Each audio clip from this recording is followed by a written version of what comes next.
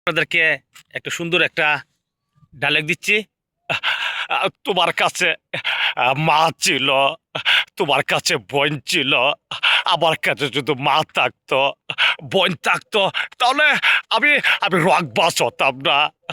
আমার আমার বোনকে মানে তোমার বোনকে যারা খুন করেছে তারা মুক্ত আকাশে করে বেঁচে আছে, আর তুমি আইনের ধোয়াই দিচ্ছ আমাকে। তুই বলছো ক্রিমিনাল। আরে তুমি তুমি একটি বার জানতে চেয়েছো আমি আমি রকবাস কি না? আমার কাছে এসো, একদম পরিষ্কার হয়ে যাবে।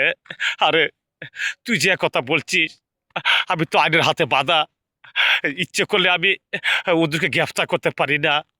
আমি আমি শত চেষ্টা করলো তোর কথা বিশ্বাস করে আমি আমার বোনের খুনিদেরকে গ্রেফতার করতে পারবো না, কারণ আমি তো আমি তো আইনের হাতে বাঁধা।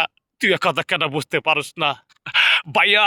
তুমি তুমি আইনের হাতে বাঁধা থাকতে পারো, কিন্তু তার আরেক ভাই এখনো এই বাংলাদেশে মুক্ত আকাশে বেঁচে আছে। তার এই ভাই বেঁচে থাকতে তার বোনে হত্যাকারীকে এই সমাজে বেঁচে বেঁচে থাকতে পারে না। আমি আমি তাদেরকে ধ্বংস করে ফেলবো।